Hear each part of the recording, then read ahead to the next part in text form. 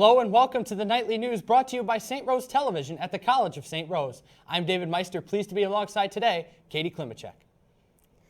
Thanks, David. This week in Nightly News, we will be covering Samsung Galaxy's Note 7 recall, upcoming improvements in Troy, Midnight Madness, the Capital Region's 20th Annual Buddy Walk, an opportunity for performers, and the National Day on Writing. Samsung has continued to run into problems since its release of the Galaxy Note 7. Since the recall of many malfunctioned phones that have caught fire, Samsung has now decided to completely stop production of all Note 7s because some of the new ones have also caught on fire.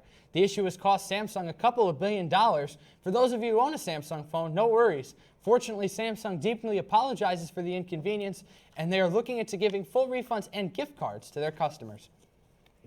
The Capital Region is starting to make changes in some of the most needed areas here in Albany. The Attorney General has decided to invest in hundreds of thousands of dollars to repair many abandoned houses located in the city of Troy.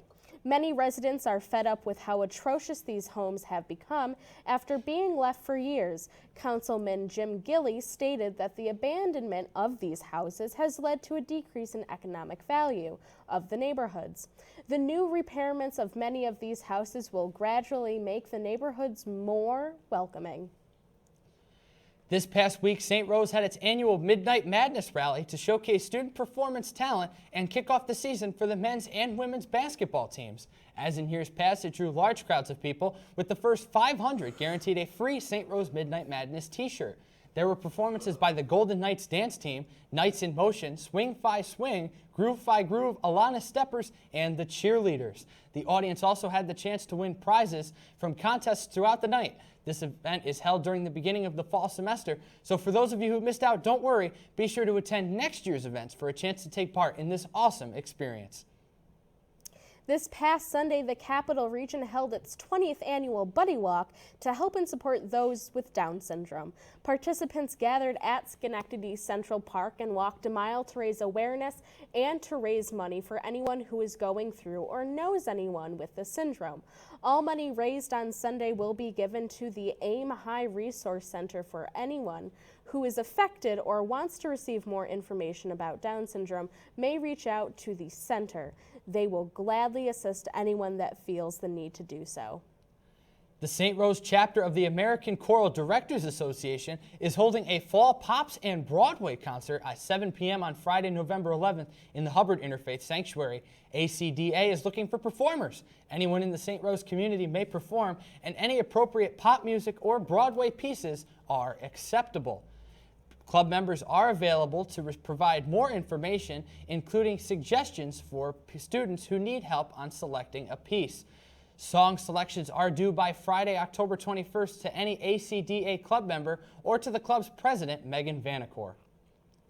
The St. Rose Writing Center is inviting students to share the reasons they write as part of the 7th annual day-long celebration of the National Day on Writing. The festivities are scheduled from 9 to 4 on Thursday, October 20th in the main lounge of the EAC. This event has taken place on campuses and in communities through the country to celebrate the variety of ways writing is used in daily life. Activities will include games, contest, candy, giveaway, prizes, a graffiti wall, an open mic, and more. For each activity completed, students can enter drawings to win gift cards to Amazon, Starbucks, and the Book House of Stuyvesant Plaza, as well as gift bags and St. Rose merchandise. Now let's head over to SRTV's favorite unlicensed meteorologist, Theodore Stabile, to take us into this week's weather. Thanks, David. I may be unlicensed, but I'm dressed for the occasion. And you know what they say, if you dress right and eat well, you're halfway there. I'm coming for you, NBC. Anyway, here's this week's forecast for you. On Monday, we're expecting mostly cloudy weather with a high of 70 and a low of 61. Then we move on to Tuesday, when it'll again be mostly cloudy with a high of 83 and a low of 64. Move on to Wednesday, I'm detecting a pattern here. It'll again be mostly cloudy with a high of 74 and a low of 52. Then we get a real curveball on Thursday, where in the late afternoon and the PMs, we're going to be getting some rain with a high of 67 and a low of 59. Then on Friday, we'll be expecting some rain in the morning with a high of 65 and a low of 54. That's it for this week's forecast. Back to you. Thank you very much, Ted. Let's get into this week's Gridiron Rundown. Broncos and Chargers, Phillip Rivers becomes San Diego's all-time passing leader in a 21-13 win over Denver. 49ers and Bills. Buffalo is on a 4-game winning streak, steamrolling San Fran 45-16. Eagles and Redskins. Washington is also on a 4-game winning streak after starting 0-3 on the year. Final score 27-20. Browns and Titans. Cleveland falls to 0-6 on the year, the only winless team left in the NFL, losing again 28-26. Ravens and Giants. Odell Beckham Jr. catches 2 touchdowns in a New York win, 27-23. Panthers and Saints. The defending NFC champion Carolina Panthers fall to 1-5 on the year, 41-38. 41-38 is the final. Jaguars and Bears. Jacksonville comes back from 13 points down at the start of the 4th to win it 17-16.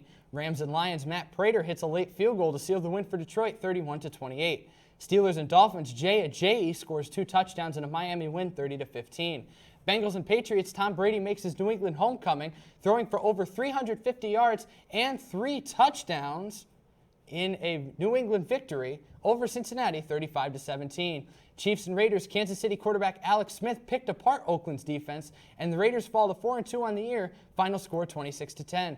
Cowboys and Packers. Dak Prescott breaks Tom Brady's NFL record for most passes without an interception to start a career, and also threw for 3 touchdowns in a Dallas victory, 30-16.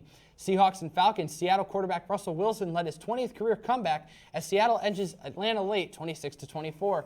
Colts and Texans. This one needed overtime to settle the score. Houston kicker Nick Novak gave the Texans a 33-yard field goal to propel them to the win in overtime, 26-23. And tonight on Monday Night Football, we have the 1-4 New York Jets traveling to Arizona to take on the 2-3 Cardinals. And that's all for the Gridiron Rundown this week. Thank you all for tuning in to this week's Nightly News. I'm Katie. And I'm David.